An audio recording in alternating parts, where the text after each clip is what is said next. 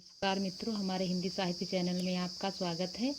आज हम कहानी पढ़ेंगे कोसी का घटवार, जो कि हमारे यूजीसी नेट पेपर 2 के अंतर्गत यूनिट 7 में यह कहानी लगी हुई है। इस कहानी को शेखर जोशी ने लिखा है। यह कहानी 1958 में इसी कहानी संग्रह में प्रकाशित हुई है, यानी कोसी का घटवार नामक कहानी संग्रह में प्रकाशित हुई है। तो चलो शुरू किया जाता है आज की कहानी। अभी खप्पर में 1/4 से भी अधिक गेहूं शेष था। खप्पर में हाथ डालकर उसने व्यर्थ ही उल्टा पलटा और चक्की के पाटों के वृत्त में फैले हुए आटों को झाड़कर एक ढेर बना दिया। बाहर आते आते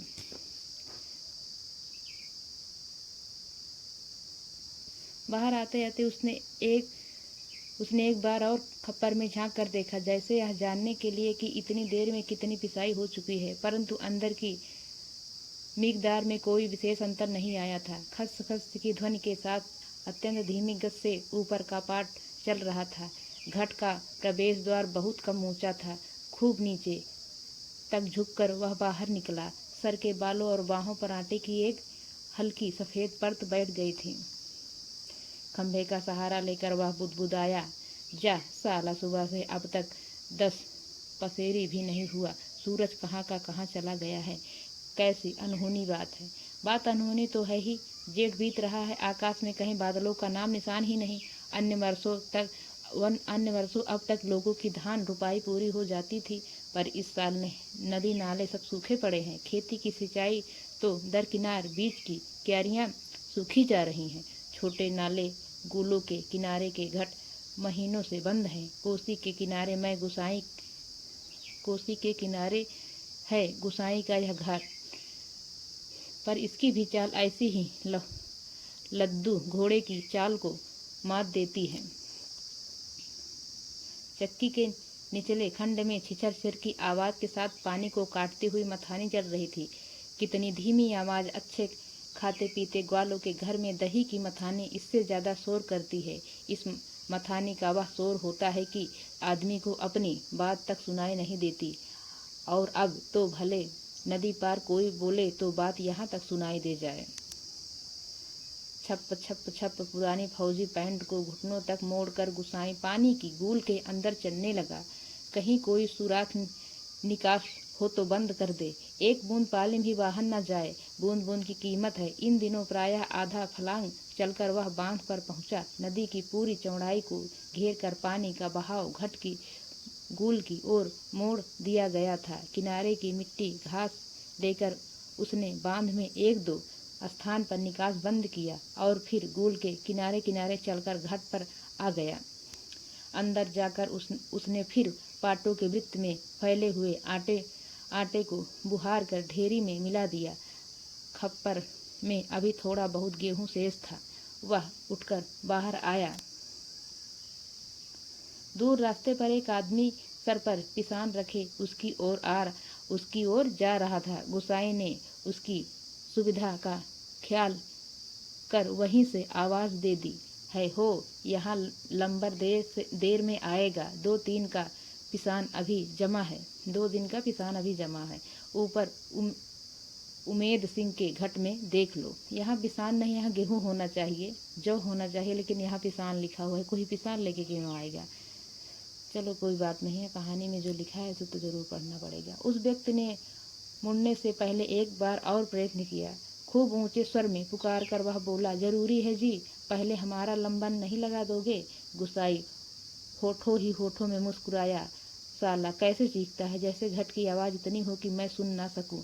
कुछ कम ऊंची आवाज में उसने हाथ हिलाकर उत्तर दे दिया, यहाँ जरूरी का भी बाप रखा है जी, तुम ऊपर चले जाओ। वह आदमी लौट गया। मिहल की छांव में बैठकर गुसाई ने लकड़ी के जलते गुदे को खोदकर चिलम सुलगाई और गुड़गुड़ करता धुआं उड़ाता रहा। खसर खसर चक्की का पाट चल रहा था। किट किट किट किट खप्पर से दाने गिराने वाली चिड़िया पाट पर टकरा रही थी। छिछर छिछर की आवाज के साथ मथानी पानी को काट रही थी और वह कहीं कोई आवाज नहीं। कोसी के बहाव में भी कोई ध्वनि नहीं। रेती पाथरों के बीच में टखने पत्थर भी अपनी सर अपना सर उठाए आकाश को निहार रहे थे। दोपहर ढलने पर भी इतनी तेज धूप, कहीं चिड़ैया भी नहीं बोलती, किसी प्राणी का प्रिय अप्रिय स्वर नहीं। सूखी नदी के किनारे बैठा गुसाई सोचने लगा, क्यों उस व्यक्ति को लौटा दिया। लौट तो वह जाता ही घट के अंदर टच पड़े पिसान के थैलों को देखकर 2-4 क्षण की बातचीत का आसरा ही होता। कभी कभी गुसाई को यह अकेलापन काटने लगता। सूखी नदी के किनारे का यह अकेलापन नदी नहीं, जिंदगी भर साथ देने के लिए जो अकेलापन उसके द्वार पर धरना देकर बैठ गया है, वही जिसे अपना कह सके ऐसे किसी प्राणी का स्वर उसके लिए नहीं। पालतू कुत्ते बिल्ली का स्वर भी नहीं। क्या ठिकाना ऐसे मालिक का जिसका घर द्वार नहीं, बीवी बच्चे नहीं, खाने पीने का ठिकाना नहीं।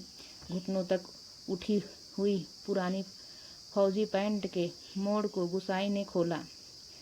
गूल में चलते हुए थोड़ा भाग भीग गया था, पर इस गर्मी में उसे भीगी पैंट की यह शीतलता अच्छी लगी। पैंट की सरोटों को ठीक करते करते गुसाई ने हुक्के की नली से मुंह हटाया। उसके होठों में बाएं कोने पर हल्की सी मुस्कान उभर आई। बीती बातों की याद गुसाई सोचने लगा, इसी पैंट की बदौलत यह अकेलापन उसे मिला है। नहीं, याद करने को मन नहीं करता। बहुत पुरानी बातें वह भूल गया है, पर हवलदार साहब की पैंट की बात उसे नहीं भूलती। ऐसी ही फौजी पैंट पहनकर हवलदार धर्म सिंह आया था। लॉन्ड्री की धुली नोकदार क्रीज वाली पैंट, वैसी ही पैंट पहनने की महत्वाकांक्षा लेकर गुसाई फौज में गया था। पर फौज से लौटा तो पैंट के साथ साथ जिंदगी का अकेलापन भी उसके साथ आ गया। पैंट के साथ और भी कितनी स्मृतियां संबद्ध हैं। उस बार की छुट्टियों की बात। कौन महीना? हाँ, बैसाख ही था।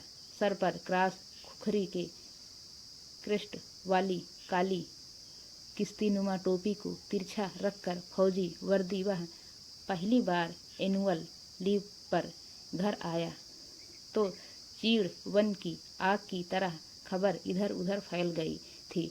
बच्चे बूढ़े सभी उससे मिलने आए थे। चाचा का गोठ एकदम भर गया था। बिस्तर की नई एकदम साफ जगमग लाल नीली धारियों वाली दरी आंगन में बिछानी पड़ी थी। लोगों को बिठाने के लिए खूब याद है, आंगन का गोबर दरी में लग गया था। बच्चे बूढ़े सभी आए थे।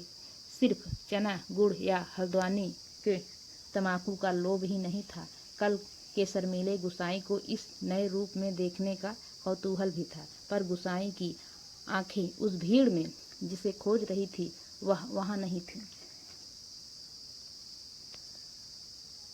नाला पार करने के अपने गांव से भैंस के कटैया को खोजने के बहाने दूसरे दिन लक्ष्मा आई थी, पर गुसाई उस दिन उससे मिल न सका। गांव के छोकरे ही गुसाई की जान को बवाल हो गए थे। बुढ़े नरसिंह प्रधान उन दिनों ठीक ही कहते थे। आजकल गुसाई को देखकर सोबनिया का लड़का भी अपनी फटी घेर की टोपी को तिरछी पहनने लग गया है। दिन रात बिल्ली के बच्चों की तरह छोकरे उसके पीछे लगे रहते थे, सिगरेट बीड़ी या गपशप के लोभ में।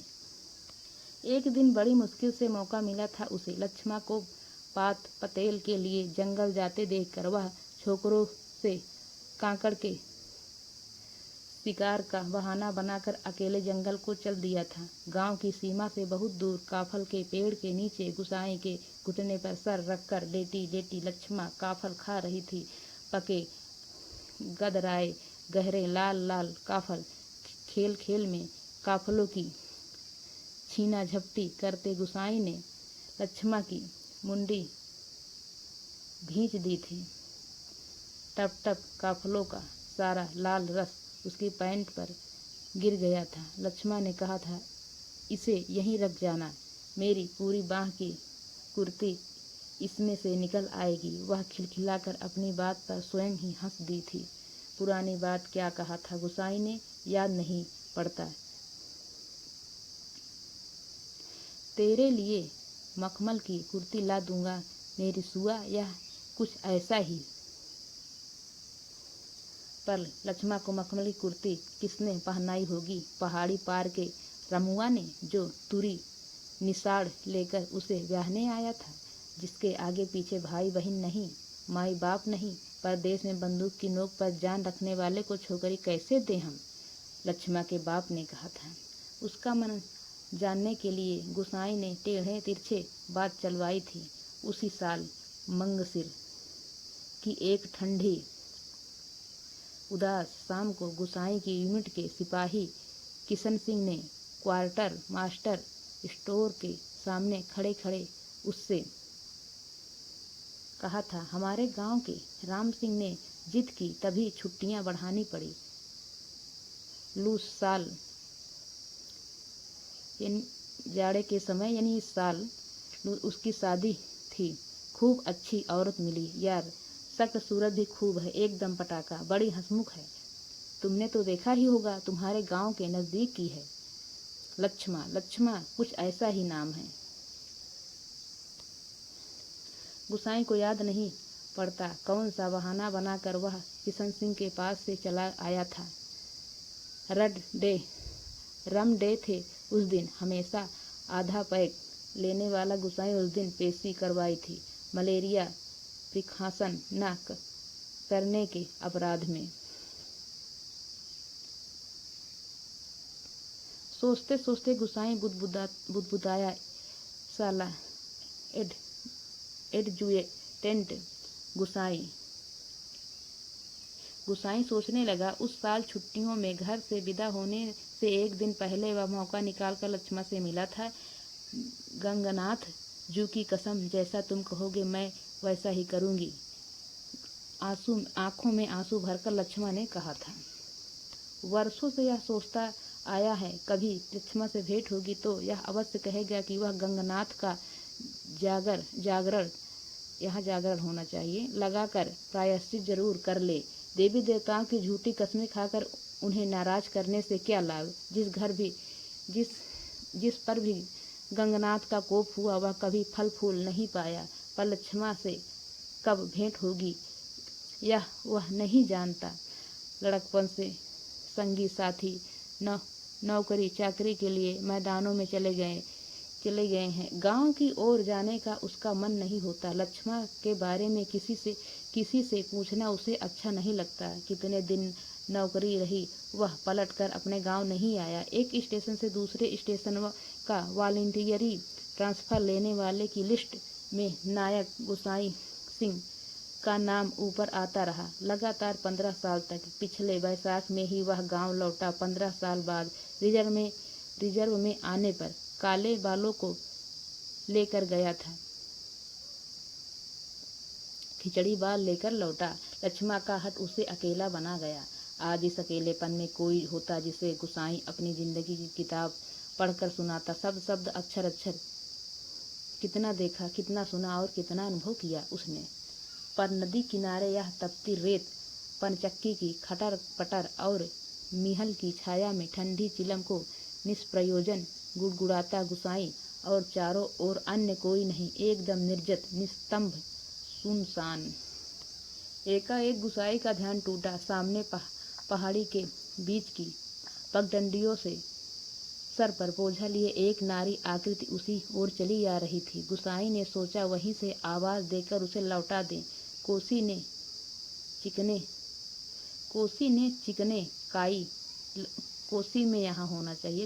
चिकने काई लगे पत्थरों पर कठिनाई से चलकर उसे वहां तक आकर केवल निराश लौट जाने को क्यों कहा? क्यों वह बाध्य करे? दूर से चिल्ला कर किसान स्वीकार करवाने की लोगों की आदत से वह तंग आ चुका है। इस कारण आवाज देने को उसका मन नहीं हुआ। वह आकृति अब तक पगडंडी छोड़कर नदी के मार्ग में आ पहुंची थी। चक्की की बदलती आवाज को पहचान कर गुसाई घट के अंदर चला गया। खप्पर का अनाज समाप्त हो चुका था। खप्पर में एक कम अन्न वाले थैले को उसने थैले को उलटकर उसने अन्न का निकास रोकने के लिए काठ की चिड़ियों को उल्टा कर दिया। किटकिट का स्वर बंद हो गया। वह जल्दी जल्दी आटे को थैली में भरने लगा।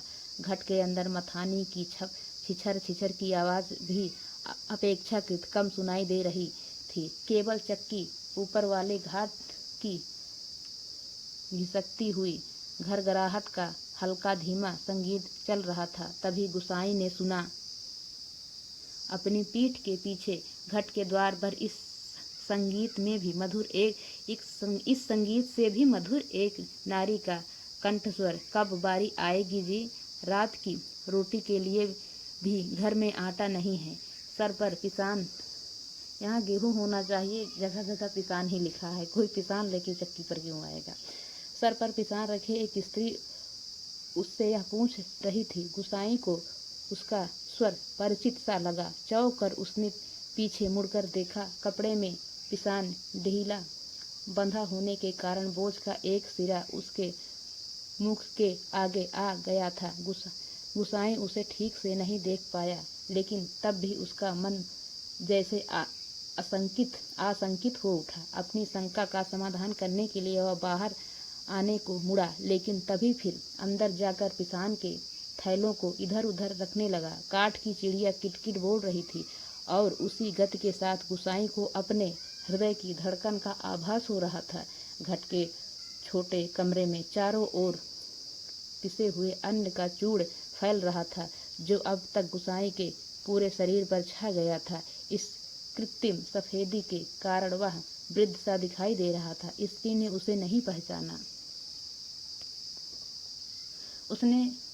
उसने दोबारा वे ही शब्द दोहराए। वह अब भी तेज धूप में बोझा सर पर रखे हुए गुसाई का उत्तर पाने को आतुर थी। शायद नकारात्मक उत्तर मिलने पर वह उल्टे पांव लौटकर किसी अन्य चक्की का सहारा लेती। दूसरी बार के प्रश्न को गुसाई न टाल पाया, उत्तर देना ही पड़ा। यहाँ पहले ही टीला लगा है, देर तो होगी ही, उसने दबे दबे स्वर में कह दिया। स्त्री ने किसी प्रकार की अनुनय विनय नहीं की।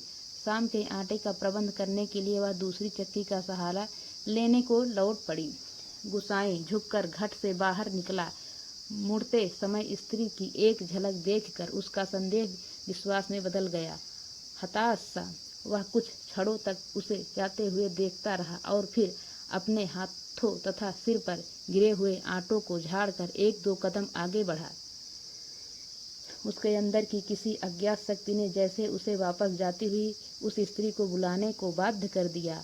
आवाज़ देकर उसे बुला लेने को उसने मुंह खोला, परंतु आवाज़ न दे सका। एक झिझक, एक असमर्थता थी जो उसका मुंह बंद कर रही थी। वह स्त्री नदी तक पहुंच चुकी थी। गुसाई के अंतर में तीव्र उथल पुथल मच गई। इस बार आवेग इतना तीव्र था कि वह स्वयं को नहीं रोक पाया। लड़खड़ाती आवाज में उसने पुकारा, लक्ष्मा। घबराहट के कारण वह पूरे जोर से आवाज नहीं दे पाया था। स्त्री ने आवाज नहीं सुनी। इस बार गुसाई ने स्वस्थ होकर पुनः पुकारा, लक्ष्मा। लक्ष्मा ने पीछे मुड़कर देखा। मायके में उसे सभी इसी नाम से पुकारते थे। यह संबोधन उसके लिए स्वाभाविक था, परंतु उसे शंका शायद यह थी कि चक्की वाला एक बार पिसान स्वीकार न करने पर भी दोबारा उसे बुला रहा है। यह उसे केवल भ्रम हुआ है। उसने वहीं से पूछा, मुझे पुकार रहे हैं जी? गुसाई ने संयम स्वर में कहा, हाँ, ले आ, हो जाएगा। लक्ष्मा क्षण भर रुकी और फिर घट की ओर लौट आई। अचानक साक्षात्कार होने का मौका न देने की इच्छा से गुसाई व्यस्तता का प्रदर्शन करता हुआ मिहल की छाह में चला गया। लक्ष्मा पिसान का थैला घट के अंदर रख आई। बाहर निकलकर उसने आंचल के कोर से मुंह पोंछा। तेज धूप में चलने के कारण उसका मुंह लाल हो गया था। किसी पेड़ की छाया में विश्राम करने की इच्छा से उसने इधर उधर देखा। मिहल के पेड़ की छाया में घट की ओर पीठ किए गुसाई बैठा हुआ था। निकट स्थान में दाडिम के एक पेड़ की छाह को छोड़कर अन्य कोई बैठने लायक स्थान नहीं था। वह उसी ओर चलने लगी। गुसाई की उदारता के कारण ऋणी सी होकर ही जैसे उसने निकट आते आते कहा, तुम्हारे बाल बच्चे जीते रहें घट। घटवार जी, बड़ा उपकार का काम कर दिया तुमने। ऊपर के घट में भी जाने कितने देर में लंबर मिलता।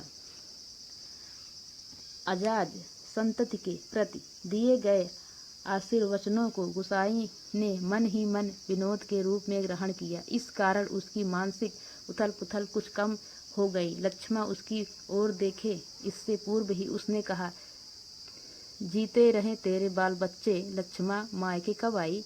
गुसाई ने अंतर में घुमड़ती आंधी को रोककर यह प्रश्न इतने संयम स्वर में किया जैसे वह भी अन्य 10 आदमियों की तरह लक्ष्मा के लिए एक साधारण व्यक्ति हो।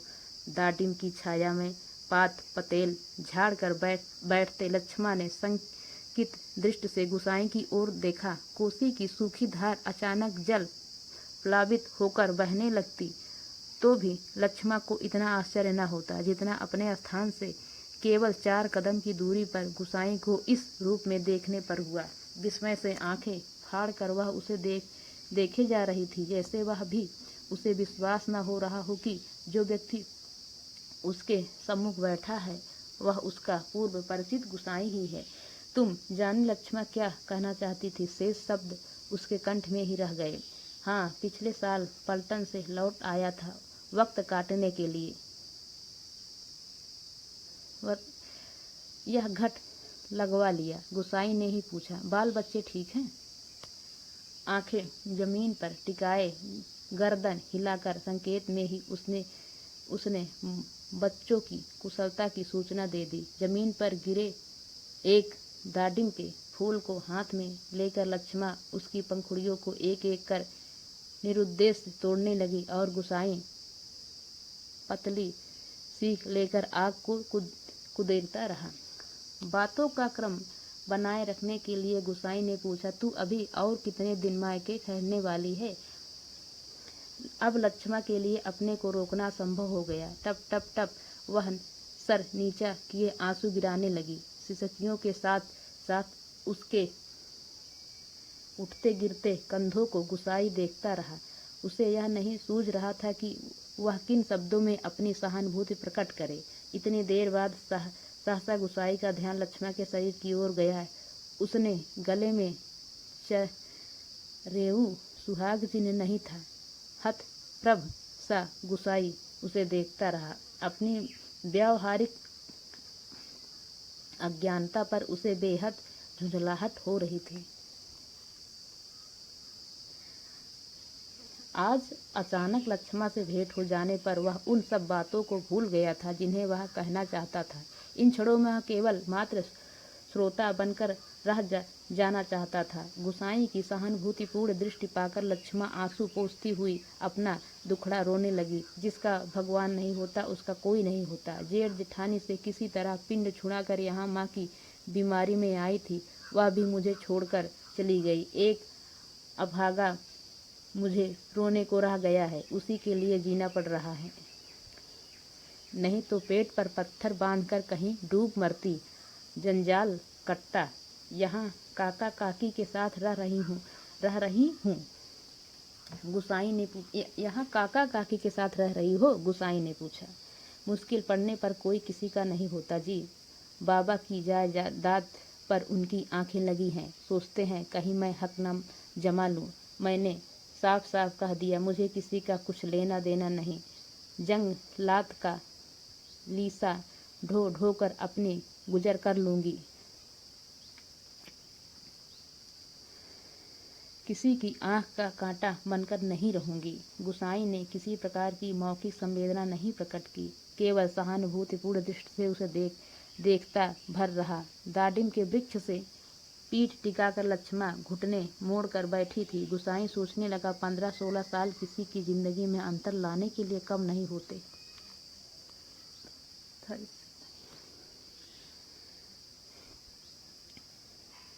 समय का यह अंतराल लक्ष्मा के चेहरे पर भी एक छाप छोड़ गया था, पर उसे लगा उस छाप के नीचे वह आज भी 15 वर्ष पहले कि लक्ष्मा को देख रहा है। कितनी तेज धूप है इस साल।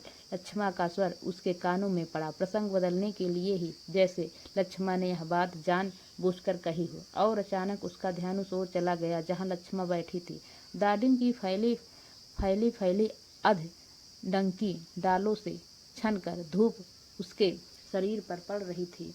सूरज की एक पतली किरण न जाने कब से लक्ष्मा के माथे पर गिरी हुई एक लट को सुनहरी रंजीनी में डुबा रही थी। गुसाई एकटक उसे देखता रहा। दोपहर तो बीत चुकी होगी, लक्ष्मा ने प्रश्न किया तो गुसाई का ध्यान टूटा। हाँ, अब 2 बजने वाले होंगे, उसने कहा। उधर धूप लग रही हो तो इधर आ जा छाँव में, कहता हुआ गुसाई एक जम्हाई लेकर अपने स्थान से उठ गया। नहीं यही ठीक है, कहकर लक्ष्मा ने गुसाई की ओर देखा, लेकिन वह अपनी बात कहने के साथ ही दूसरी ओर देखने लगा था। घट में कुछ देर पहले डाला हुआ पिसान समाप्ति पर था। नंबर पर रखे हुए पिसान की जगह उसने जाकर जल्दी जल्दी लक्ष्मा का अनाज खप्पर में खाली कर दिया। धीरे धीरे चलकर गुसाई गुल के किनारे थक गया। अपनी अंजुली से भर भर कर उसने पानी पिया और फिर पास की एक बंजर घट के अंदर जाकर पीतल और अलमुनियम के कुछ बर्तन लेकर आग के निकट लौट आया। आसपास पड़ी हुई सूखी लकड़ियों को बटोर कर उसने आग सुलगाई और एक कालिख पुती बटलोई में पानी रखकर जाते जाते लक्ष्मा की ओर मुड़कर कह गया, चाय का टाइम भी हो रहा है, पानी उबल जाए तो पत्ती डाल देना, पुड़िया में पड़ी है। लक्ष्मा ने उत्तर नहीं दिया। वह उसे नहीं नदी की ओर जाने वाली पगडंडी पर जाता हुआ देखती रही। सड़क किनारे की दुकान से दूध लेकर लौटते लौटते गुसाई को काफ़ी समय लग गया था। वापस आने पर उसने देखा एक 7 वर्ष का बच्चा लक्ष्मा की देह से सटकर बैठा हुआ है। बच्चे का परिचय देने की इच्छा से जैसे लक्ष्मा ने कहा, इस छोकरे को घड़ी भर के लिए भी चैन नहीं मिलता, जाने कैसे पूछता खोजता मेरी जान खाने को यहाँ भी पहुँच गया। गुसाई ने लक्ष्य किया कि बच्चा बार बार उसकी दृष्टि बचाकर माँ से किसी चीज़ के लिए जिद कर रहा है। एक बार झुंझलाकर लक्ष्मा ने उसे झिड़क दिया, चुप रह, अभी लौट कर घर जाएंगे, इतनी सी देर में क्यों मरा जा रहा है। चाय के पानी में दूध डालकर गुसाई फिर उसी बंजर घट में गया। एक थाली में आटा लेकर वह गूल के किनारे बैठा बैठा उसे गूँथने लगा।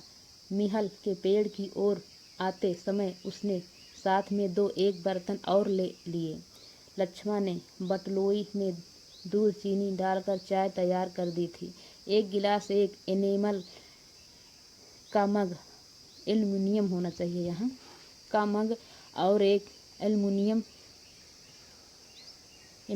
के मैस्टिन में गुसाई ने चाय डालकर आपस में बांट ली और पत्थरों से बने बेढंगे चूल्हे के पास बैठकर रोटियां बनाने का उपक्रम करने लगा। हाथ का चाय का गिलास जमीन पर टिका कर लक्ष्मा उठी। आटे की थाली अपनी ओर खिसका कर उसने स्वयं रोटी पका देने की इच्छा ऐसे स्वर में प्रकट की कि गुसाई ना कह सका। वह खड़ा खड़ा उसे रोटी पकाते हुए देखता रहा। गोल गोल डिबिया खरी खी रोटियां चूल्हे में खिलने लगी। बरसों बाद गुसाई ने ऐसी रोटियां देखी थी जो अनिश्चित आकार की फौजी रंगल की चपातियों या स्वयं उसके हाथ से बनी बेडौर रोटियों से एकदम भिन्न थी। आटे की लोई बनाते समय लक्ष्मा के छोटे छोटे हाथ बड़ी तेजी से घूम रहे थे। कलाई में पहने हुए चांदी के कड़े जब कभी आपस में टकरा जाते तो खन खन का एक अत्यंत मधुर स्वर निकलता। चक्की के पाट पर टकराने वाली काठ की चिड़ियों का स्वर कितना नीरस हो सकता है, यह गुसाई ने आज पहली बार अनुभव किया। किसी काम से वह बंजर घट की ओर गया और बड़ी देर तक खाली बर्तन डिब्बों को उठाता रखता रहा और लौट कर आया तो लक्ष्मा रोटी बनाकर बर्तन को समेट चुकी थी और अब आटे में सने हाथ को धो रही थी। गुसाई ने बच्चे की ओर देखा। वह थोड़ी दोनों हाथों में चाय का मग थामे टकटकी लगाकर गुसाई को देख रहा था। लक्ष्मण ने आग्रह के स्वर में कहा, चाय के साथ खानी हो तो खा लो, फिर ठंडी हो जाएगी। मैं तो अपने टाइम से ही खाऊंगा, या तो बच्चे के लिए। स्पष्ट कहने में उसे झिझक महसूस हो रही थी, जैसे बच्चे के संबंध में चिंतित होने की उसकी चेष्टा अनधिकार हो। ना जी, वह तो अभी घर से खाकर ही आ रहा है। मैं रोटियां बनाकर रख आई थी। अत्यंत संकोच के साथ लक्ष्मण ने आपत्ति प्रकट कर दी। ओ हो ही कहती है, आओ यूं ही कहती है। कहाँ रखी थी रोटियां? यानी बच्चे ने बोल दिया कि यूं ही कहती है, रोटी नहीं रखी थी। कहाँ रखी थी रोटियां? घर में। बच्चे ने रुआसी आवाज में वास्तविक व्यक्ति की बातें सुन रहा था और रोटियों को देखकर उसका संयम ढीला पड़ गया था। चुप! आंखें तरेर कर लक्ष्मण ने उसे डांट दिया। बच्चे के इस कथन से उसकी स्थिति हास्यास्पद हो गई थी। इस कारण लज्जा से उसका मुंह आरक्त हो उठा। बच्चा है, भूख लग आई होगी, डांटने से क्या फायदा? गुसाई ने बच्चे का पक्ष लेकर 2 रोटियां उसकी ओर बढ़ा दी, परंतु माँ की अनुमति के बिना उन्हें स्वीकारने का साहस बच्चे को नहीं हो रहा था। वह ललचाई दृष्टि से कभी रोटियों की ओर, कभी माँ की ओर देख लेता था। गुसाई के बार बार आग्रह करने पर भी बच्चा रोटियां लेने में संकोच कर रहा था, तो लक्ष्मण ने उसे झिड़क दिया, मर, अब ले क्यों नहीं लेता? जहां जाएगा वहीं अपने लक्षण दिखाएगा। इससे पहले कि बच्चा रोना शुरू कर दे, गुसाई ने रोटियों के ऊपर एक टुकड़ा गुड़ का रखकर बच्चे के हाथों में दिया। भरी भरी आंखों से इस अनोखे मित्र को देखकर बच्चा चुपचाप रोटी खाने लगा और गुसाई कौतुकपूर्ण दृष्टि से उसके हिलते हुए होठों को देखता रहा। इस छोटे से प्रसंग के कारण वातावरण में एक तनाव सा आ गया था, जिसे गुसाई और लक्ष्मण दोनों ही अनुभव कर रहे थे। स्वयं भी एक एक रोटी को चाय में डुबाकर खाते खाते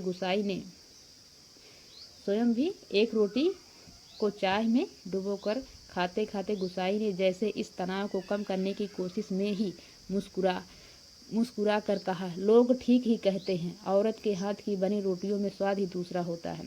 लक्ष्मण ने करुण दृष्टि से उसकी ओर देखा। गुसाई होकर खोखली हंसी हंस रहा था। कुछ साग सब्जी होती तो बेचारा एक आधी रोटी और खा लेता। गुसाई ने बच्चे की ओर देखकर अपनी विवशता प्रकट की। ऐसी ही खाने पीने वाले की तकदीर लेकर पैदा हुआ होता तो मेरे भाग क्यों पड़ता। 2 दिन से घर में तेल नमक नहीं है, आज थोड़े पैसे मिले हैं, आज ले आऊंगी कुछ सौदा। हाथ से अपनी जेब टटोलते हुए गुसाई ने संकोचपूर्ण स्वर में कहा, लक्ष्मण ने जिज्ञासा से उसकी ओर देखा। गुसाई ने जब जेब से एक नोट निकालकर उसकी ओर बढ़ाते हुए कहा, ले, काम चलाने के लिए यह रख ले, मेरे पास अभी और है। परसों दफ्तर से मनी ऑर्डर आया था। नहीं जी, काम तो चल ही रहा है, मैं इस मतलब से थोड़े कह रही थी। अब तो बात चली थी तो मैंने कहकर लक्ष्मण ने सहायता लेने से इनकार कर दिया। गुसाई को लक्ष्मण का यह व्यवहार अच्छा नहीं लगा। रूखी आवाज में वह बोला, दुख तकलीफ के वक्त ही आदमी के काम नहीं आया तो बेकार है। साला कितना कमाया, कितना फूका हमने इस जिंदगी में, है कोई हिसाब? पर क्या फायदा, किसी के काम नहीं आया। इसमें एहसान की क्या बात है? पैसा तो मिट्टी है साला, किसी के काम नहीं आया तो मिट्टी, एकदम मिट्टी। परंतु गुसाई के इस तर्क के बावजूद भी लक्ष्मण अड़ी रही। बच्चे के सर पर हाथ फेरते हुए उसने दार्शनिक गंभीरता से कहा, गंगनाथ दाहिने रहे तो भले बुरे दिन निभ ही जाते हैं जी। पेट का क्या है, घट के खप्पर की तरह जितना डालो कम हो जाए। अपने पराये प्रेम से हंस बोल दे तो वह बहुत है दिन काटने के लिए। गुसाई ने गौर से लक्ष्मण के मुख की ओर देखा। वर्षों पहले उसे उठे हुए ज्वार और तूफान का वहां कोई चिन्ह शेष नहीं था। अब वह सागर जैसे सीमाओं में बंधकर शांत हो चुका था। रुपया लेने के लिए लक्ष्मा से अधिक आग्रह करने का उसका साहस नहीं हुआ, पर गहरे असंतोष के कारण बुझा बुझा सा वह धीमी चाल से चलकर वहां से हट गया। सहसा उसकी चाल तेज हो गई और घट के अंदर जाकर उसने एक बार संकित दृष्टि से बाहर की ओर देखा। लक्ष्मा उस ओर पीठ किए बैठी थी। उसने जल्दी जल्दी अपने निजी आटे के टीन से 2-2.5 सेर के करीब आटा निकालकर लक्ष्मा के आटे में मिला दिया और संतोष की एक सांस लेकर वह हाथ झाड़ता हुआ बाहर आकर बांध की ओर देखने लगा। ऊपर बांध पर किसी को घूमते हुए देखकर उसने हाँक दी।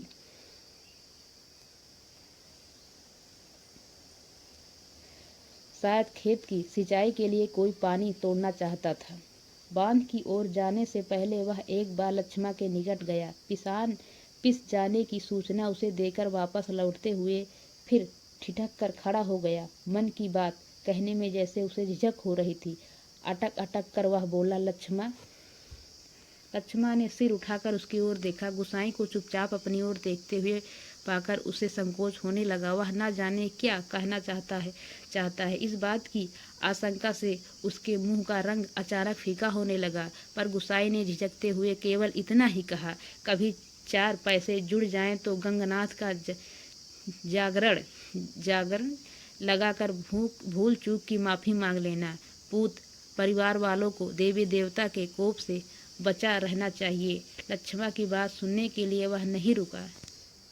पानी तोड़ने वाले खेतिहार से झगड़ा निपटाकर कुछ देर बाद लौटते हुए उसने देखा सामने वाले पहाड़ की पगडंडियों पर सर पर आटा लिए लक्ष्मा अपने बच्चे के साथ धीरे धीरे चली जा रही थी। वह उन्हें पहाड़ी के मोड़ तक पहुंचने तक टकटकी बांधे देखता रहा। घट के अंदर काठ की चिड़िया अब भी किटकिट आवाज कर रही थी। चक्की का पाट खिसर खिसर चल रहा था और मथानी की पानी काटने की आवाज आ रही थी और कहीं कोई शोर नहीं, सब सुनसान निस्तब्ध। इस तरह से आज की यह कहानी कोसी का घटवार समाप्त होती है। आप लोग हम बहुत सारी कहानियाँ इसमें की कई सारी कहानियों को पूरा करवा चुके हैं। जो हमारी 21 कहानियाँ लगी हुई हैं उसमें से 2-4 और बाकी हैं बस। इसलिए आपको कहानियाँ देखना हो तो ज़रूर हमारे चैनल को सब्सक्राइब करिए और सभी कहानियों को देखिए। पेपर करीब आ गया है, अच्छे से आप लोग पढ़ाई करिए।